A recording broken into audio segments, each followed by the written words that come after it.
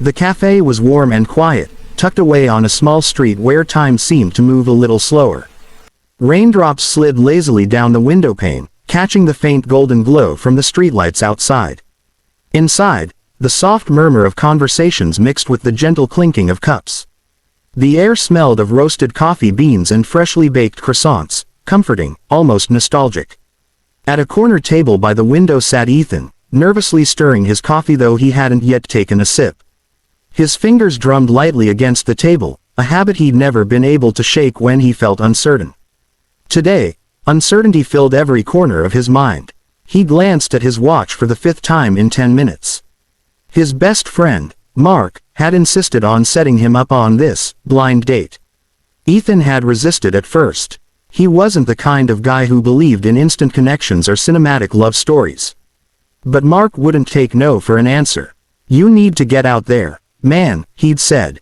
"She's kind, smart, and, you'll see. Just give it a chance." So here he was, wearing his best shirt, trying to look composed, but feeling like a teenager waiting for a final exam result.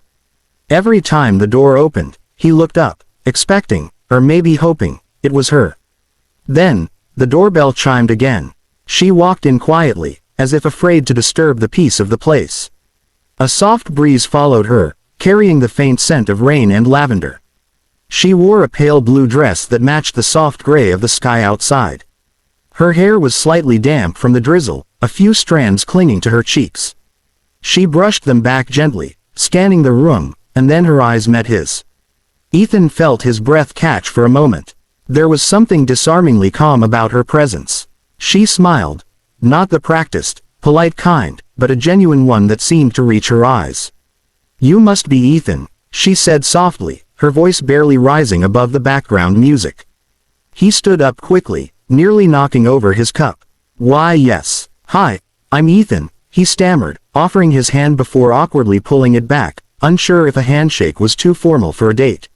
She laughed quietly, not mocking, but warm, and sat down across from him. They exchanged a few nervous glances before the waiter appeared, asking for their orders. She chose tea, while Ethan stuck with his untouched coffee. As the waiter left, silence settled between them. But it wasn't uncomfortable, more like the quiet before something meaningful begins. Ethan tried to start the conversation.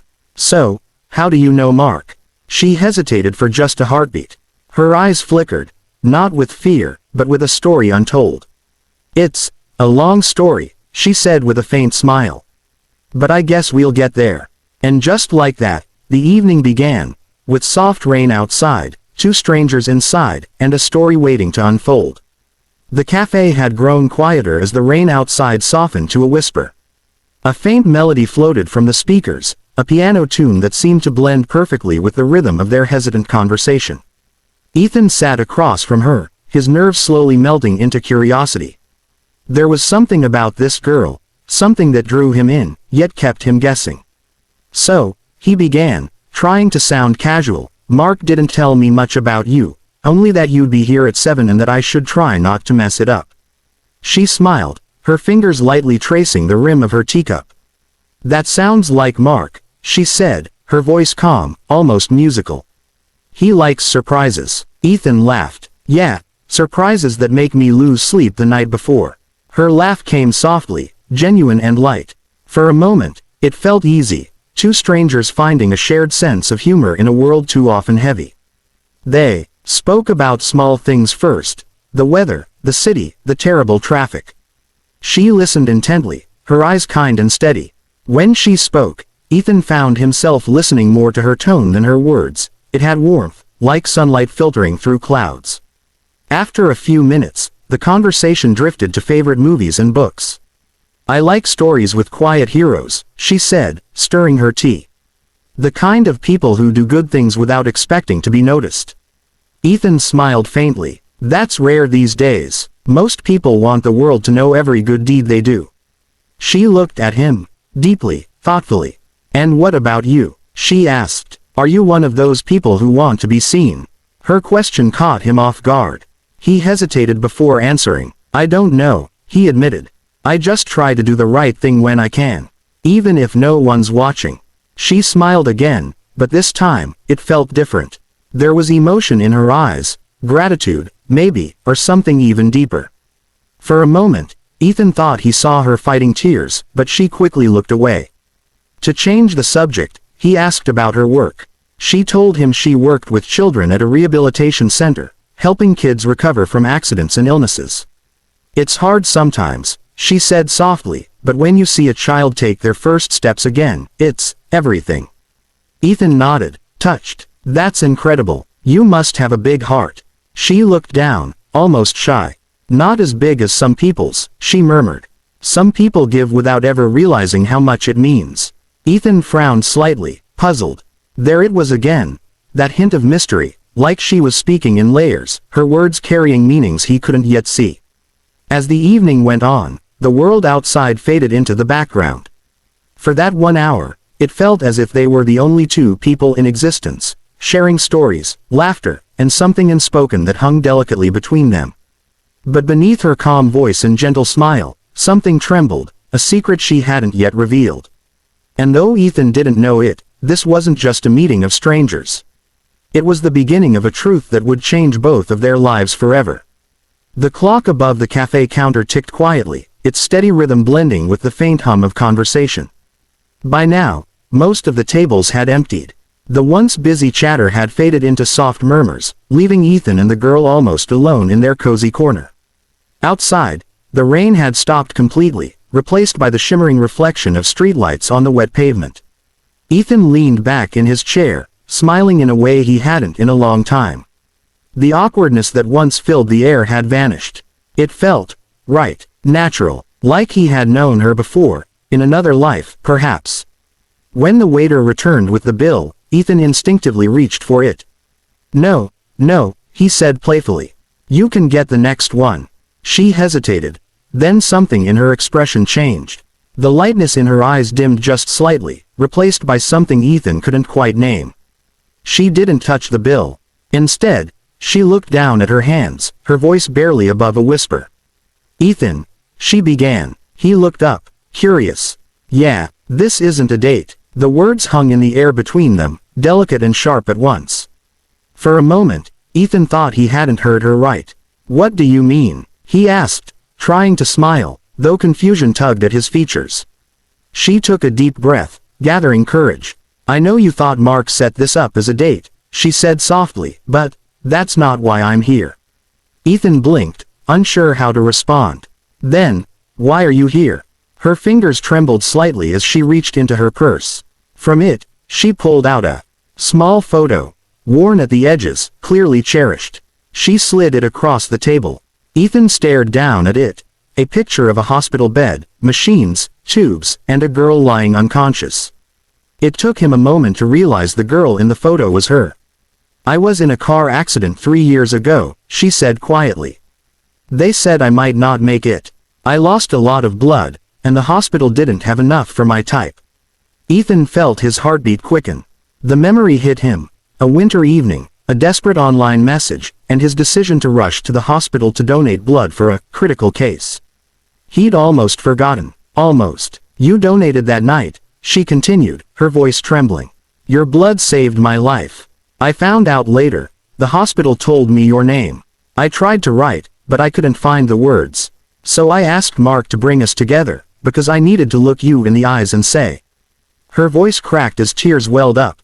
Thank you. Ethan sat frozen, his breath caught in his chest. He looked at her. This woman who was alive, smiling, breathing, because of something he had done without a second thought. In that moment, the world around them seemed to fall silent. No clinking cups, no rain, no sound at all, just two hearts connected by a single act of kindness that had quietly rewritten both their destinies. For a long moment, Ethan couldn't speak. His mind raced, replaying her words again and again. You donated that night. Your blood saved my life. The cafe around him blurred. The flickering candles, the clinking of cups, the low hum of music, everything faded into the background. All that existed now was her trembling voice and the truth hanging between them. He looked at her, really looked. The soft lines of her face, the light in her eyes, the gentle strength in her voice, all signs of a life reclaimed, a life that might have ended if he hadn't acted on a fleeting moment of compassion years ago. Ethan swallowed hard. I can't believe this, he whispered. I didn't even think twice that day. I just saw the post, and you came, she finished softly, her eyes glistening. You didn't know me. You didn't have to, but you did it anyway. Tears filled his eyes before he could stop them. I didn't know what happened after. They never tell you. I just hoped. Whoever it was, they made it. She nodded, smiling through her own tears. I made it. Because of you. The doctors said if the blood hadn't come when it did, I wouldn't have survived the night. Ethan pressed his palms together, his throat tight. He wasn't used to being called a hero. He didn't feel like one. To him, it had been such a small act. But now, sitting across from her, he realized how that single decision had rippled outward, touching a life, shaping a future. You know, she continued quietly, after I recovered, I promised myself that I'd live differently. I started working with children in rehabilitation because I wanted to give others the second chance you gave me. Her words struck him deeply. The woman before him wasn't just someone he had helped, she had become someone who helped others. His kindness had multiplied through her, reaching people he would never even meet. He couldn't stop the tears now. I didn't know. Something so small could mean so much. She reached across the table and gently placed her hand over his. Her touch was light, but it carried a warmth that went straight to his heart. That's the thing about kindness, she said softly. You never see how far it travels. But it always finds its way back. Ethan looked into her eyes, and in that gaze, he saw not just gratitude, but a reminder of everything that was still good in the world. The noise of the cafe slowly returned, but the space between them felt sacred, suspended in time. For the first time in years, Ethan felt something shift inside him, a quiet realization that life wasn't about grand gestures or recognition. It was about moments like this, small, human, and powerful beyond measure. Outside, the last drops of rain fell from the rooftops, glimmering in the soft glow of the streetlights, as if the world itself was bowing in silent acknowledgement of the beauty of a single selfless act. The night had deepened outside the cafe. The rain had stopped completely now, leaving the streets washed clean and shimmering under the golden glow of streetlights. Through the large glass window, reflections of passing cars and umbrellas painted a quiet picture of the world moving on, but inside, at that corner table, time seemed to stand still. Neither of them spoke for a while. The silence between Ethan and the girl, her, wasn't awkward anymore. It was full, alive, heavy with meaning. The kind of silence that said everything words couldn't. Finally, she reached for her cup, now empty and cold, and smiled softly. I should probably go, she whispered. It's getting late. Ethan nodded, though a part of him didn't want her to leave. He had so many questions, so much he wanted to say, but none of it seemed enough. How do you thank someone for showing you that your small act of kindness had once saved a life? As they stood, he reached out instinctively to help her with her coat. His fingers brushed against hers, just for a moment, and in that gentle touch, there was gratitude, connection, and something unspoken. They walked out of the cafe together. The air was cool and clean, carrying that fresh scent that only comes after rain. The city was quiet now, every sound softened, as if the world itself didn't want to disturb their moment. The pavement glistened beneath their feet as they walked slowly toward the corner where her car was parked. Streetlights reflected off the puddles, creating tiny constellations underfoot. She turned to him, her eyes shimmering in the soft light. You know, she said, I used to wonder why I survived that night. Why I got a second chance when so many don't. But now I think, it was so I could meet people like you. So I could remind others how powerful kindness can be. Ethan smiled faintly, his throat tightening. You didn't have to thank me, he said quietly. Just knowing you're alive, that's enough. But I did, she said, stepping a little closer. Because gratitude isn't just about saying thank you. It's about passing the light forward. You gave me mine. Now, it's my turn to give it to others. A long pause followed. The wind tugged gently at her hair, and somewhere far away, a clock struck 9. It was time. She reached out one last time, touching his arm. You gave me life, Ethan, she whispered. I hope you find yours, as full of love as the heart that saved mine. Then she smiled. That same quiet, genuine smile that had first disarmed him hours ago, and turned to leave. Ethan stood there, watching as she walked down the street, her figure slowly fading into the glow of the city lights. He felt a strange peace settle over him, a deep, grounding calm he hadn't known he was missing. He looked up at the sky. The clouds had cleared, revealing a single bright star. For the first time in years, he felt something lift inside him, hope. Not the kind that shouts, but the kind that glows quietly, steady and true. As he turned to walk home, one thought echoed in his heart. Sometimes, the people we save end up saving us.